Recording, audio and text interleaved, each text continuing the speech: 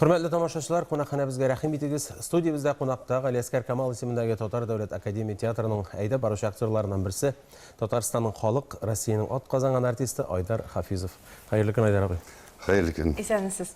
Айдар абый, байтак кына тамашачылардан ишетәбез. Әле үзебез барып күрмәсәк тә, Туфан декадасы бик уңыш белән бара диләр. Ничек сезнең хисләрегез ничек? Йөрисезме, спектакльләрне карый аласызмы? Әлбәттә, ничек инде карамыйсың ди. Гәрчә ул спектакльләр инде күптән куелган булса да, инде алар бик зак тамашачыларга таныш спектакльләр аларга күрсәтелеп бара. Монда бит безнең республикадан бүтән театрларыбыз катнаша. Шулай ук Уфадан 3 театр килде. Башкорт дәүләт академия театры, Татар Нур театры һәм Башкорт яшьләр театры. Аннан соң мин көтәм 11 көнне бик озак уйналган бөтен дөньяга дип әйтик инде. Әлдермештән Әлмәндәр спектаклен марилар уйнаячак. Менә ул ничегрәк булыр. Минем үзем өчен бик ул кызык булыр кебек тоела. Чөнки үземә дә ул спектакльләр шактый йөрергә насыйп булды. Гомумән халык Туфан спектакльләрен гомер буе яратты. Хәзер дә шулай, киләчәктә дә ул наверное шулай булыр.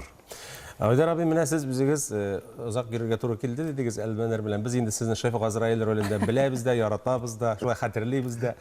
Менә тагын Туфан абыйның нинди әсәрләрендә уйнарга насыйп булды сезгә? Беләсең, Илдар, менә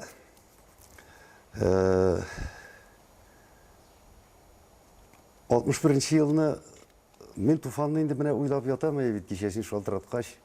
Шул кадәр озак беләм икән. 61 елны без укырга кирдек. Театр училищесына. Алар Мәскәүдән укып бетереп кайттылар. Менә безнең бүтән дәресләр ул вакытта зданиебыз юк иде. Бүтән Камал театрында узды. Без инде спектакльләрнең, күмәк спектакльләрдә, күмәк халык күренешләрендә дә катнаша башладык. Шул вакыттан бирле мин Туфан белән гел аралашып, менә гомер буе аралашып яшәргә туры килде.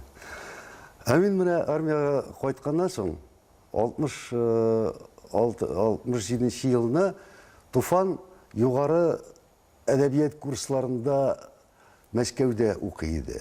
Ул анда барып кайтып килеп йөри инде.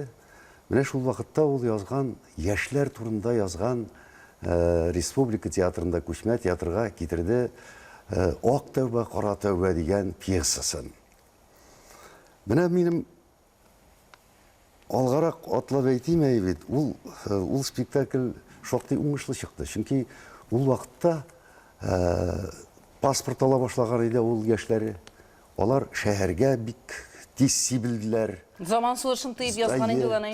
Менә шушы нәрсәләргә һәм моның бик үк әйбәт булмаган күренеш икәнен дә ул анда күрсәтеп, кайта авылдан, авыл егетләре, яшьләре, инде студентлар бер авылга килә, анда сюжет буенча шул авылда менә вакыйгалар куера инде, аның музыкасын ул спектакльгә безнең зур композиторыбыз Фасил Әхмәтов язган иде. Аның җырлары да бик шундый, музыкасы да бик әйбәт, уңышлы чыкты. Анда миңа бер көтүче авылда карт буйдак кызлар калмаган инде. Ул шуңа күрә буларга шул хәтле ачулы кайталар да алып китәләр кызларны. Менә шундый бер бик острый, шундый характерлы бер образ уйнарга насыйп булды. Ул шактый уңышлы чыкты аны. Без аны аннан үзекләрне юбилейларда да күрсәткәләдек, уйнадык ул уйнарны бит. Менә Туфанның беренче әсәре белән минем танышуым шулай булды. Аннан соң инде шактый бик күп рольләр уйнарга туры килде. Айдар абый, менә кеше буларак, ул менә без аны юксынабыз Туфанны. Әле бит аның белән эшләгән. Инде бер театрда күпме рольләрен уйнагансыз.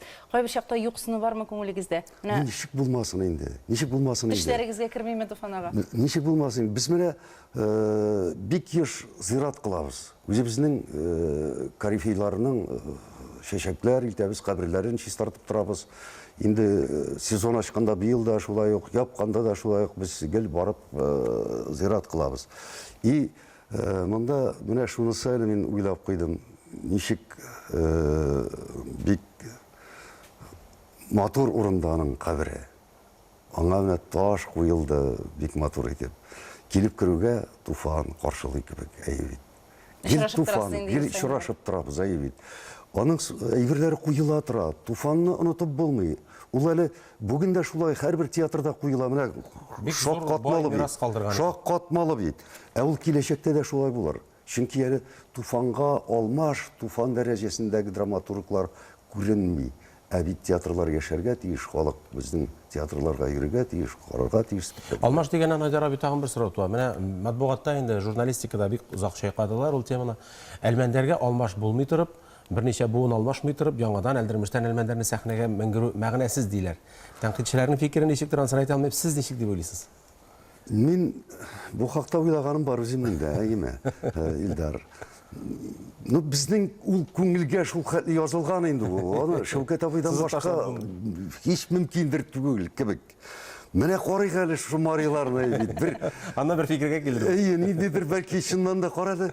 Булай да куеп булай икән, булай уйнап булай икән дигән бәлки фикер туар, кем белә бит, бит. Бу 11 булачак бит инде монысы. 11 була. Аннан соң бит яшьләр үсә тора, буыннар алыша тора. Инде белгән буыннар өлкәнәя, картая, азая, сирәгәя башлый.